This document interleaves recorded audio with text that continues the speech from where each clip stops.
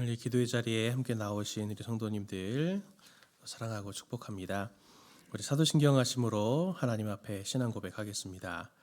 전능하사 천지를 만드신 하나님 아버지를 내가 믿사오며 그 외아들 우리 주 예수 그리스도를 믿사오니 이는 성령으로 잉태하사 동정녀 마리아에게 나시고 본디오 빌라도에게 고난을 받으사 십자가에 못 박혀 죽으시고 장사한 지 사흘 만에 죽은 자 가운데서 다시 살아나시며 하늘에 오르사 전능하신 하나님 우편에 앉아 계시다가 저리로서 산자와 죽은 자를 심판하러 오시리라.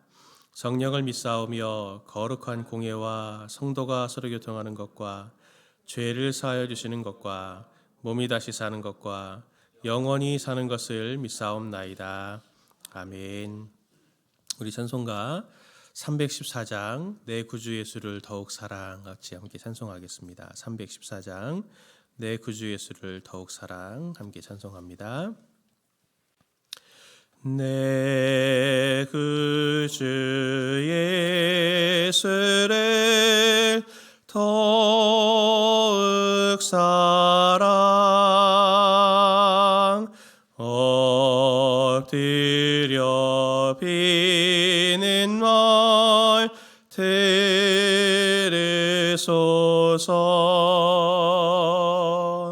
내 생정 소원이 내 구주 예수를 더욱 사랑 더욱 사랑. 이전엔 세상 나 기뻤어도 지금 내 기쁨은 오직 예수. 다만 내뱉는 말 내 구주 예수를 더욱 사랑 더욱 사랑. 이 세상 떠날 때 찬양하고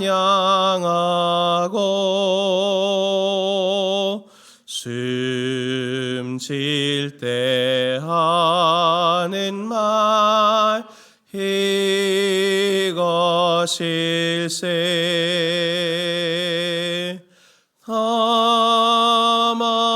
내뱉는 말 내 구주 예수를 더욱 사랑 더욱 사랑. 우리 1절만 다시 찬송합니다. 내 구주 예수를 더욱 사랑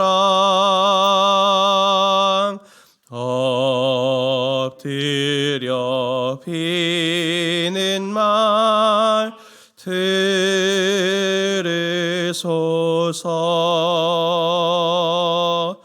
내 진정 소원이 내 구주 예수를 더욱 사랑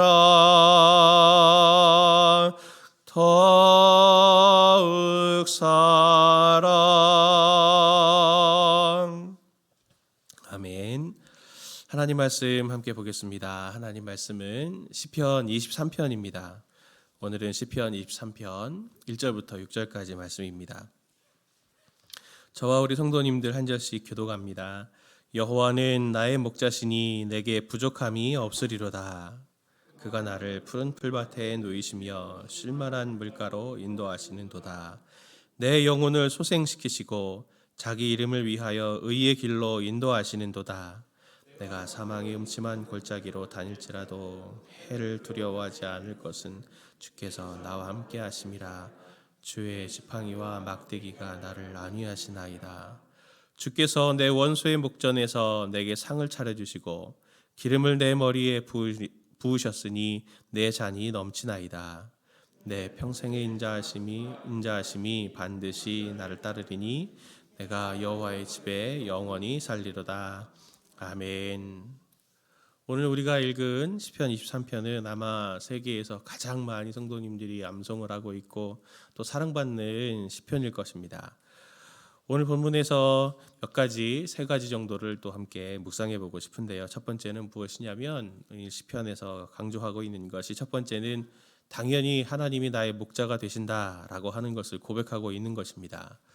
하나님이 나의 목자가 되신다라고 하는 것은 신구약을 떠나서 굉장히 중요한 주제이기도 하지만, 또 당연한 이야기가 우리가 늘 듣는 이야기지만, 실제로는 이 부분에 제일 의심이 많고 또 삶 속에 가장 훈련이 좀 잘 안 돼 있는 부분이 바로 하나님이 나의 목자시다라고 하는 것을 고백하는 게 좀 부족하지 않나 생각이 듭니다. 양에게 있어서 목자는 생명 그 자체죠. 양은 아무런 저항력이 없고 또 스스로는 또 물과 목초지를 이렇게 찾아다닐 수 있는 힘이 없기 때문에 목자가 있어야만 생을 살아갈 수가 있습니다.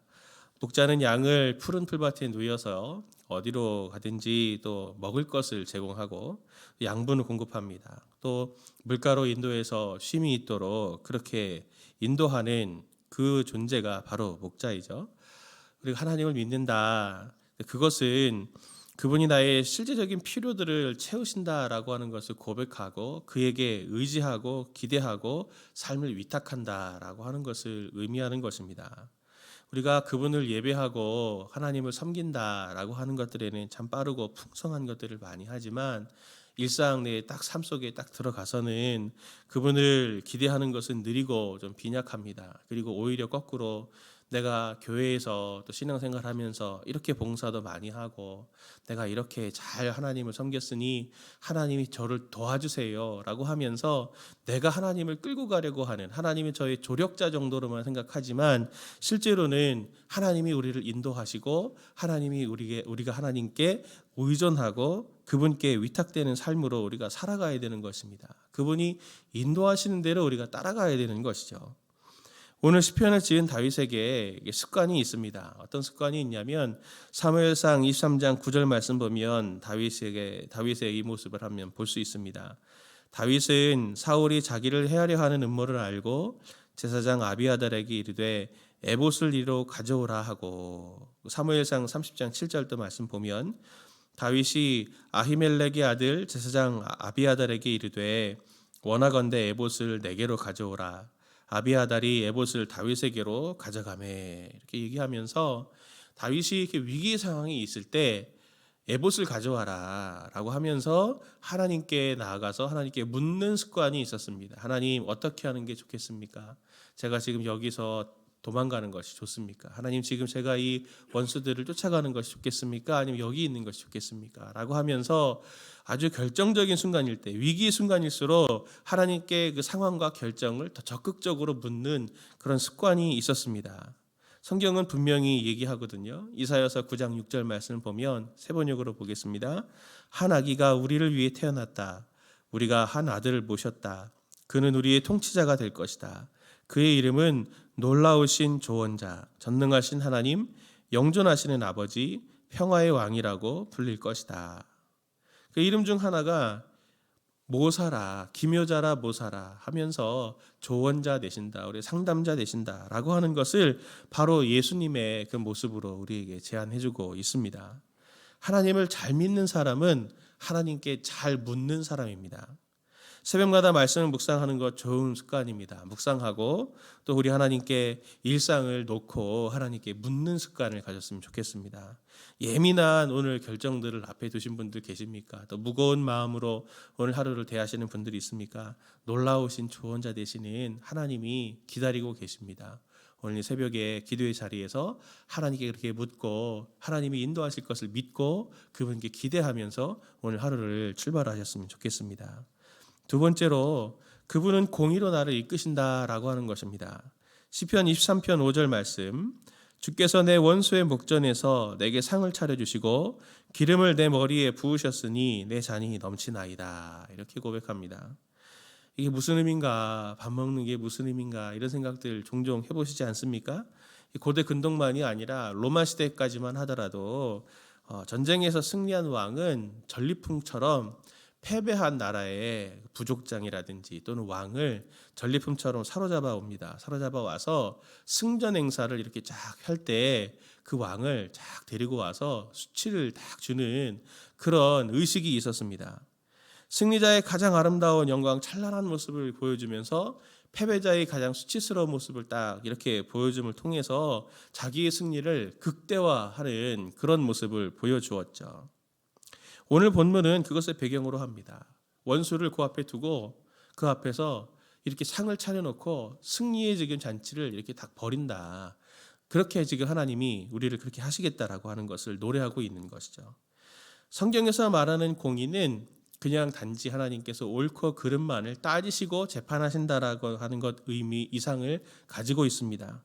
하나님의 공의는 항상 두 가지가 같이 세트로 나타나는데 그게 뭐냐면 하나는 악한 자들에 대해서 행한 것들을 하나하나 다 기억해서 그것을 벌을 주는 것이 바로 그것이 하나님의 공의의 한 측면이고 두 번째 측면이 중요합니다. 그것이 무엇이냐면 그 악한 자가 반드시 누구에게는 피해를 끼쳤거든요. 그런 거 피해당한 사람을 하나님께서 피해당한 것 하나하나를 다 기억하셔서 그것을 보상하시는 것이 두 가지가 바로 하나님의 공의의 세트입니다. 악한 자는 그렇게 벌을 받고 피해를 당한 자는 하나님께서 보상하시는 그 두 가지, 그게 바로 하나님의 공의입니다. 다윗은 그렇게 승리자가 될 것을, 그리고 원수는 무너져서 수치의 자리에 빠지고 대신 내가 그토록 고생하고 어려웠던 그 모든 세월들은 하나님께서 하나하나 기억하셔서 큰 보상으로 보상해 주실 것이다 라고 하는 것을 오늘 노래하고 있는 것입니다. 하나님은 갚으시는 하나님이시거든요.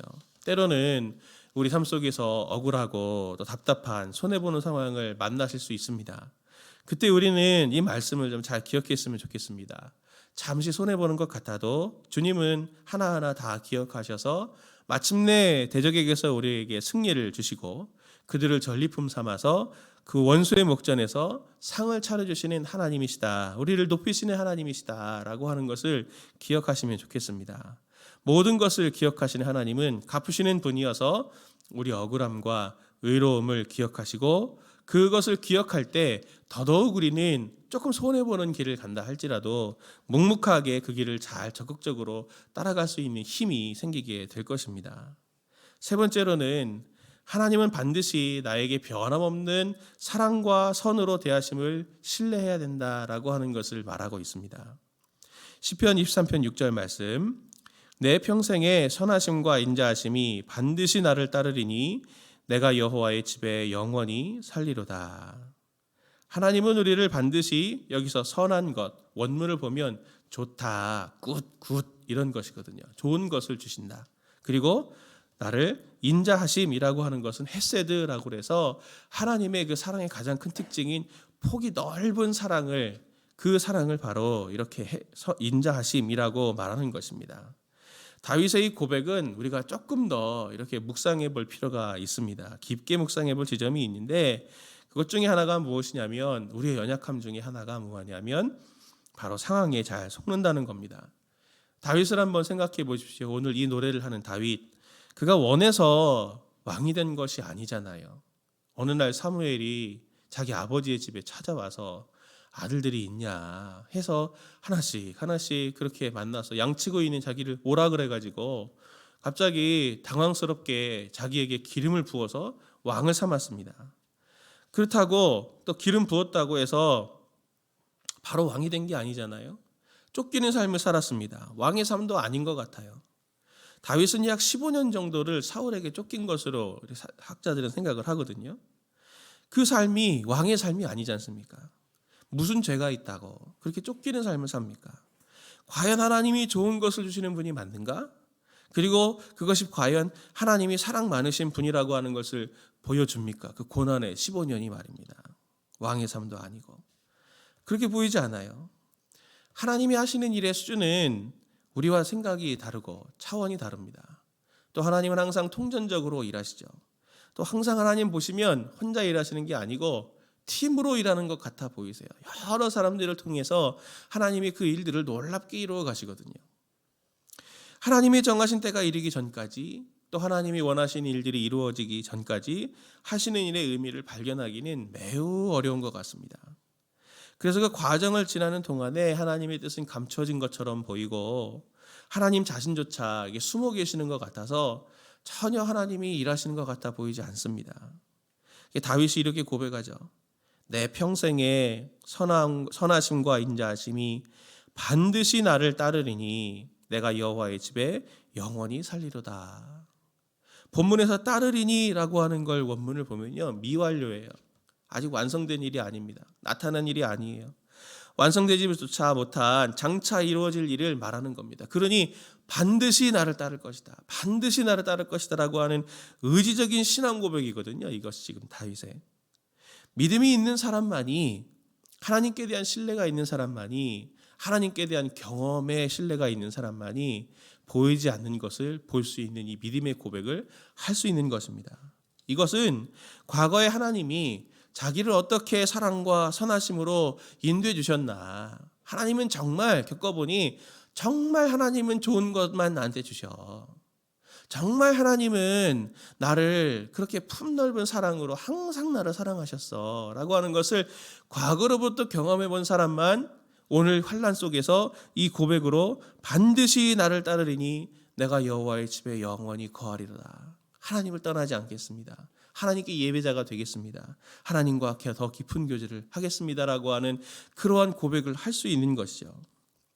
성도님들에게 고난 속에서 하나님의 선하심 그리고 하나님의 인자하심을 고백하는 것은 굉장히 어려운 일인 것 같습니다. 저에게도 마찬가지이고요. 하나님의 사랑이 느껴지지 않는데 하나님의 저 사랑하심을 믿습니다. 이 고백을 하는 것이 어찌 쉬운 일이겠습니까? 그러나 훈련을 해야 될 것 같습니다. 훈련. 신명기 7장 19절 말씀 보면 모세가 자기의 후손들에게 이렇게 얘기합니다. 내 하나님 여호와께서 너를 인도하여 내실 때에 내가 본 큰 시험과 이적과 기사와 강한 손과 편팔을 기억하라. 내 하나님 여호와께서 내가 두려워하는 모든 민족에게 그와 같이 행하실 것이요.